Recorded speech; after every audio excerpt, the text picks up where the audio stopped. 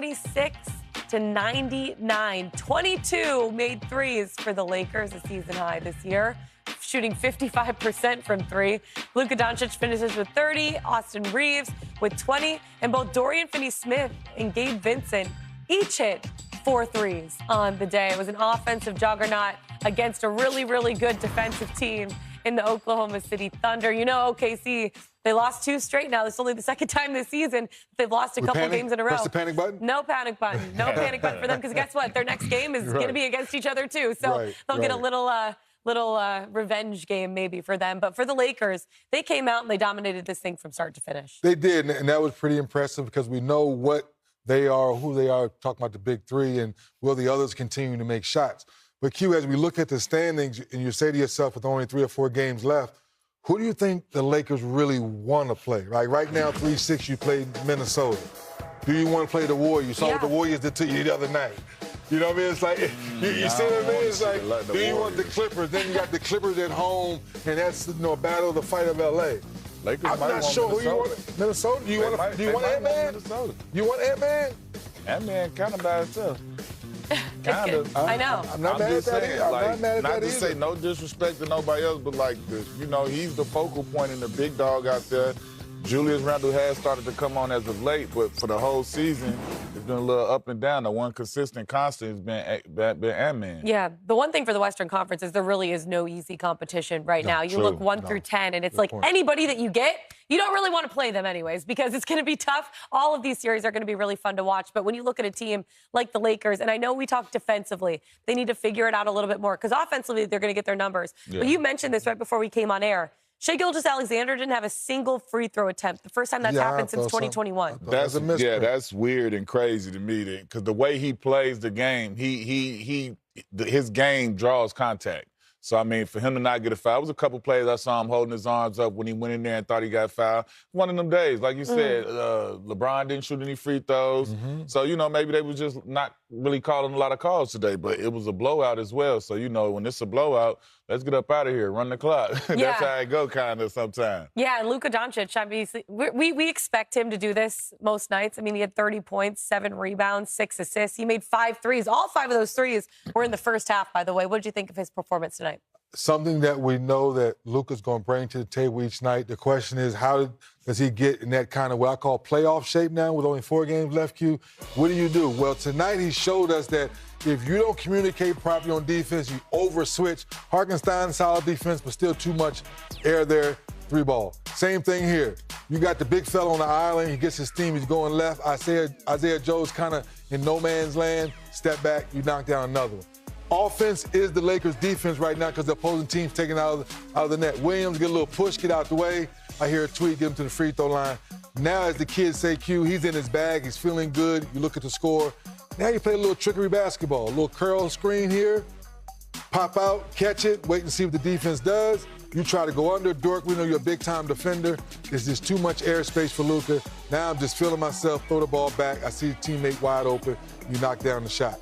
The Lakers' defense is their offense. Beginning of this ball game, kept OKC on their heels all night long. It definitely did. And when you have guys like Gabe Vincent and Dorian Finney-Smith, too, who are draining threes at an extremely high clip. I look last Monday against the Rockets, both of them had 4 made threes, I think. Again, tonight, both of them had 6 made threes in that game, which is pretty incredible. And then tonight, both of them have 4 made threes. Like, that's off the bench, too. Yeah, this is the Gabe Vincent they thought they were trading for. After, when he got there, he had some injuries and some stuff going on that he had to get over. But this is who they thought they were getting when they first went from a hard-nosed guy, gritty guy that could shoot the ball, plays amazing defense and pressures and has great intensity and is a great team player. The thing that was surprising to me, or not so much surprising, is that, okay, like you said, they over-switched.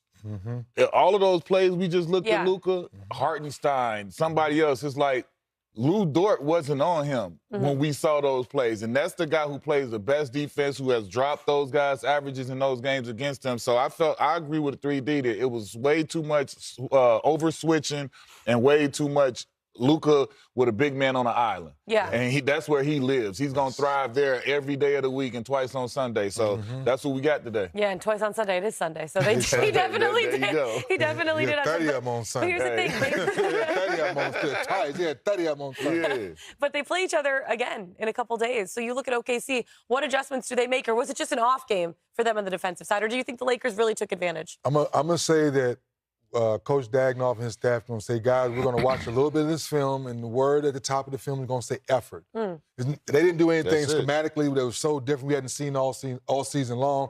And there's something that as every coach has somebody on that staff that has the iPad behind the bench showing all the plays. It was an effort game tonight. You give the credit all to the Lakers. Yeah, Shai Gilgeous-Alexander, though, 71 now games with 20 more points. That's pretty good last time I checked. Yeah, he kept that streak going. He had 26 points on the night, 9 assists, 3 rebounds.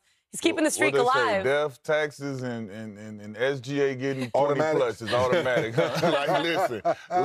But, like, hey, I think, like what 3D said, this is just a game that you don't put no crazy emphasis on. Like, man, every team in the league have about 5 to 10 maybe. And the better one's probably a little lower. But, like, you have some stinkers in the season. It's unfortunate that you had it today this close to the playoffs and against this team, somebody you're going to see. But you don't put no big you don't do too much with it. Like you said, he get with his staff, watch the tape, and then decipher what they got to do. But you don't even make just a huge deal because they the best team in the NBA. They're allowed to lose one game here or there. Everybody that got blew out once or twice this season. So it's not a big deal like that. Just get back to your regularly scheduled program and get back to what y'all do. As long as you don't lose to Utah or the Pelicans or like the Wizards have shown us recently, they beat some playoff teams they shouldn't lose. Those are the ones that look bad. You lost to a team you could possibly face in the playoff, then you can deal with it. Which I think would be a really fun playoff series. I'm excited for the next game that they have coming up in a couple days. Time to take our first break. The Sacramento Kings taking on the Cleveland Cavaliers. Domas Sabonis averaging 22 points per game over the last 3 games. The Kings, though, only 4-11 over the last 15, looking to win consecutive games for the first time since March 19th, keeping themselves in that play-in positioning. Right now, they are 10th in the West. In the East, this team, their knows what the top of the conference looks like because they are up there right now, the second best record in the NBA, second most wins in a season in franchise history. They won 66 back in 08-09. They've won 3 in a row in 6 of their last 7 overall. This is going to be a good one. Let's get into the Cleveland Cavaliers for a second before we talk about the Sacramento Kings. The Cavs have just been doing things right this season. I don't know if any of us expected them to be at the top of the Eastern Conference all season long, but they came out that first week. They showed what they're capable of, and they haven't slowed down 3D the entire season. And a lot of that due to Donovan Mitchell. Yes, his numbers have gone down, but his efficiency, again, has gone up. Less is more. We always talk about our great players in our league making everyone around you better. Kenny Atkinson has pushed all the right buttons. So once again, I'm going to go to my running mate today and say, Q, Game 7. It's in Cleveland. He's been posing this question all day. Mobley's rolling. Donovan Mitchell's playing great basketball. They went and got DeAndre Hunter. He's playing solid. He's doing a good job against JB and JT. But who's winning Game 7 in Cleveland if they're playing ball? The Boston Celtics.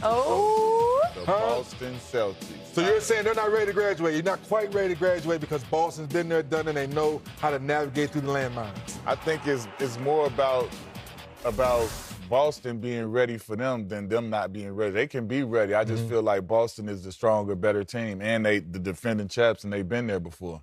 It's going to be interesting to see how that plays out. I mean, he's tossing it up. You said it all day. I think Cleveland is still a game, but I got Boston. So what we're trying to get our viewers to understand is if you're picking Boston, you have the receipts that make sense. Yeah. Porzingis plays lights-out basketball. They say, Porzingis, until you get 100%, we're not rushing you back. Yeah. Holiday and White, from a guard position, they can lock down anybody any given night. Yeah. Brown and Tatum showed they can take turns carrying the show. Mazzulla says, I want you guys to take 45 to 53s a night. Love Crazy. It. There's only been a few games where they haven't shot the ball well. But now when you turn the page, I'm giving Kobe Altman all the love he deserves. The Cleveland Cavaliers have played lights-out basketball, to your question, all season long. All season. Push the button. Evan Mobley shooting more threes. Max Strus finally healthy. Like, all those boxes are checked. But I understand what Q's saying, and all the people in the basketball world is still picking Boston in Game 7. until Cleveland proves they can do it. Yeah. It makes sense. Yeah, it does make Makes sense. I know, but the Cleveland Cavaliers, they found something that's worked this season. I think some of that, too, has to do with the maturity of Darius Garland. I've loved the way that he's played this season. Q, what have you thought? Yeah, I think, like you said, 3D, when Kenny Atkinson came there, he had the right conversations. Donovan Mitchell heard him, and he took a step back. He averaged about 26, 27 last year, and now his average is down to like 23, 24, and he's allowing Darius Garland to be more of the guy with him. It's more of a joint, a combined effort than just one guy. You've seen Darius Garland's confidence shoot through the roof this season. He's had an unbelievable season.